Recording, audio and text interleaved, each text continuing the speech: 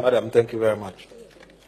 And thank you very much, Your Honor, the Vice President, for the policy statement on a very vital institution, the Electoral Commission of Zambia.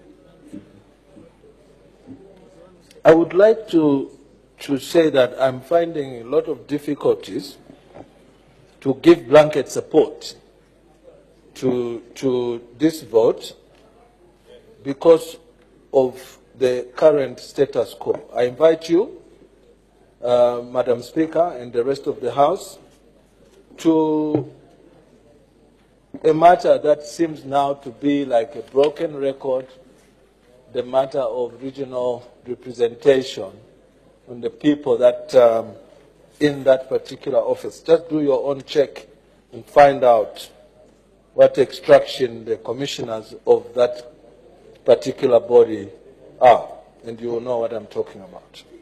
But let that not be the issue.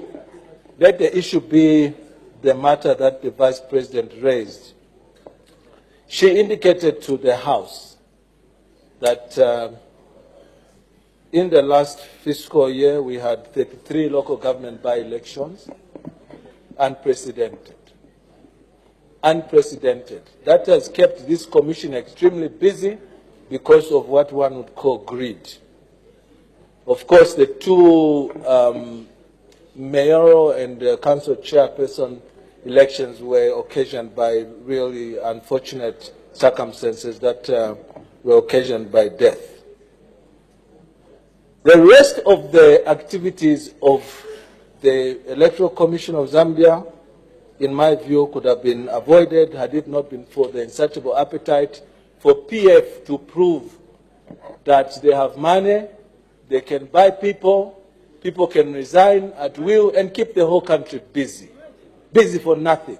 Just to get a ward seat, they've kept the whole country busy. And this is a country which is alighting from the 2016 general election, Madam, which election since independence recorded the near cascading of social disorder in this country. The worst election that we ever had was the 2016 election, even if you go by the results. If I remember the results correctly, the president who's sitting, that won, got 1.860 votes against Ms. Hakainde Hichilema, who got 1.76347, making a difference of only 100,000. But that's not where my issue is. My issue is that in an election that was so close to call and mishandled by the Electoral Commission of Zambia, in my view again, should be the last one that the Electoral Commission of Zambia are going to mishandle because they will touch this country one day. I'm just giving free advice. If the Electoral Commission of Zambia continues to mishandle elections of this magnitude of presidential, they're going to burn this country one day. And we don't want that to happen. We simply don't want that to happen. Madam, facts do speak for themselves.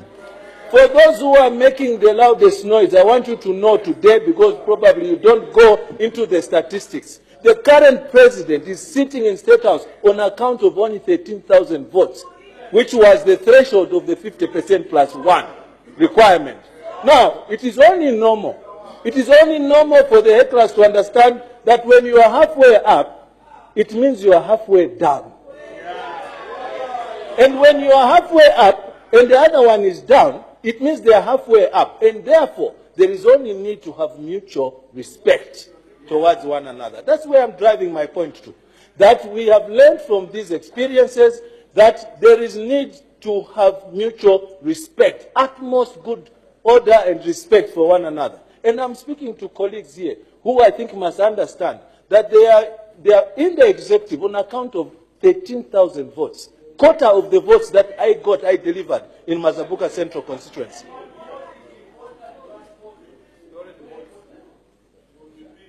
This is a fact, and sometimes the truth hurts. For me, I will not even respond, Madam. I'll just drive my point. That 13,000 votes is the number that allowed the President, His Excellency President Edgar Lungu, to be sworn in. Go and check the facts. And then if you now realize that, I see from the silence that maybe I've pierced the point in those that were making noise, please just have respect for us. And we will also in return give you respect. Madam, ever since the 2016 election, we have passed 2 budgets for the Electoral Commission of Zambia. We know, for instance, some of us, that the donor community led by the European Union have put the residual amount of money of about 7 million euros that remained from the 2016 general election to assist this country go into electoral reform. Which electoral reform will reduce, will diminish the shenanigans that go on as a result of the loose laws and the non-application of the existing law in observing the Electoral Process Act, which the Vice President was speaking about here. We are talking about pursuing a route that will give us a truly independent, autonomous electoral body. I was listening to our Honor, the Vice President, calling this particular electoral body autonomous and independent. An electoral body that can make pronouncements and mispronouncements of mumbo-jumbo figures and then retracting them back and forth and then declare someone winning on account of 13,000 votes. This is what I'm talking about. That in Lusaka, for instance, it is a fact that in most of the constituencies that participated in the elections, the primary source document, which at that time was Gen 12, and now is Gen 20, I think, of the Electoral Commission. That is the source document that authenticates the results from the point of source. That was never referred to here, Madam Chair, and this is the reason why. Over and above this trouble that we ran into as a country, and there was so much self-restraining not to get this country down the drain, you saw again an avalanche of petitions that were successful. That's a fact. No contest. In Lusaka, there was Imonali and Lusaka Central. In Central Province, there was Iteji, and so many others, as just an example. Because we, as a whole group of people, failed to observe the Electoral Processes Act, which is administered by the Electoral Commission of Zambia. Simple. It is said, Madam, that a matchstick can actually char and torch a whole forest, a small matchstick. In this particular case, I would like to say that we have learned from the experiences. And going forward, I want to just appeal to the PF that part of the failure of the Commission is themselves. Why am I saying so? They go buying councillors, they create by-elections, unnecessary ones.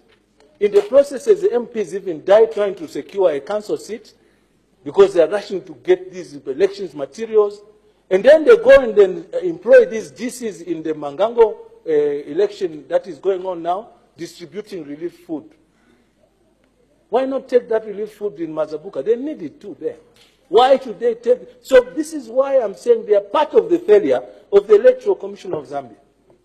Now, to the Electoral Commission of Zambia, I would like to quote from what one great man, Theodore Roosevelt, said. Theodore Roosevelt, for those of you who are hearing for the first time his name, was the 29th president of the great nation, the United States of America. And he made a description to what patriotism is. And I'll quote, for those of you who may think that patriotism is being patronized by a sitting head of state, to understand that that is not the case, as a matter of fact. The case is that patriotism is to your country. And this message for me is to the ECs, the Electoral Commission of Zambia. And so this is what the great man said. He said, patriotism means standing by the country. It does not mean to stand by a president or any other public official. Same exactly to the degree, what about who? To the degree,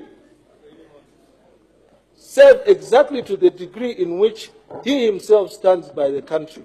It is patriotic to support him insofar as he is efficiently serving the country. It is unpatriotic not to oppose him to the exact extent that by his inefficiency or otherwise he fails in his duty to stand by the country. It is either the event, in either event, I beg your pardon, it is unpatriotic not to tell the truth. The truth of the matter here, Madam, and we have, end of quote, we have heard time and time again when we have been asking our friends not to take the Electoral Commission into busy, non-productive by-elections, to stop buying councillors. Just now as I'm talking to you, Madam, I have evidence that our councillor somewhere was abducted by PF and they took him across into Angola soon after filing in elections. So that is a fact. Okay, that is a fact. It is true. Can you substantiate? And I'm speaking from experience. Order on both sides of the House. Honorable Nkombo, can you substantiate that? Do you have anything to substantiate that? No? But only one person can speak at a time. They abducted this man. Stand up, they see you. No. No one is standing up. Please take your seat. Let's have order in the House. Okay, for unless you can purposes, I withdraw that, Madam, so that we can move ahead. I withdraw that. But if you want evidence, it can be given by the gentleman. It is true that in Kasenengwa, we got a candidate who was threatened, his own parents, now I can prove that, threatened, his own parents chastised by PF in Chipata, he decided to go into hiding. We had no candidate. And they think it's a strategy, it's a tactic. That is a poor tactic. Very poor. You know, a journey of 1,000 miles starts with one step. And as for you, in PF, through you, Madam Chair, the desperation is written all over your faces to remain in government. It is written like billboards of those do not reverse things that you were doing. You have failed to run the country, and that is a fact. You have overborrowed. Are you still discussing electoral commission? The EU have offered us money, and we know that. They have offered us money to do the electoral reforms in order to sharpen the Electoral Commission of Zambia. So that going into the next election, there are no shenanigans. There are no fights. There's no blood. It comes clean. That's what I'm talking about. They are sitting on that offer because they're the ones running government, remember? The EU told us soon after the 2016 election, there's 7 million euros for you to sort yourselves out and make sure that you derive an electoral law that is not only going to be good for the country, but it will also protect the citizens. They are the ones who are supposed to jumpstart the process, unless they are waiting for Akainde Chirema now to go to the EU and say, let's now start doing this process. It's not possible. So they are sitting on this money, and we are here busy trying to approve a small budget for the Electoral Commission of Zambia, when there's money that is available to get things right. Madam, as I finish, I would like to make an appeal to our Honour the Vice President, that these sentiments that we keep relaying to the PF are the true feelings of the people who we represent ourselves. And it is only important, it's only wise to take heed, to take a note that this is what this one said. Because they say what goes around comes right around. Finally, I also wish that in the electoral process, the president will no longer be the one who is going to be identifying the commissioners in the commission. For it to be truly independent, the political parties must sponsor people to go and sit on that commission. For instance, PF should give us a man, UPND should give us a man, FDD should give us a man, NDC or a woman, I'm just talking man generically, to go and sit on that board. Not people who, and obviously they can come bring their names here for ratification by the National Assembly. But to allow it to go to the president, and this is the reason why you find that it is a possibility that those 13,000 votes that made President Edgar Lungu ascend could have been done by those who he appointed. For it to be totally independent, There's a Lundazi case where there were more votes announced than those that were cast. So what do you call that? Question. Maybe you just like the word question. It's fine. The whole point is that for the presidency to be protected, let him not be the one to appoint the referee. Simple. It becomes easier that way. I remember, madam, in the other election, there were two ministers. They are seated next to each other there. They went and balloped the former chairperson. Declare him now. And the poor lady had no choice but to declare. I thank you. I will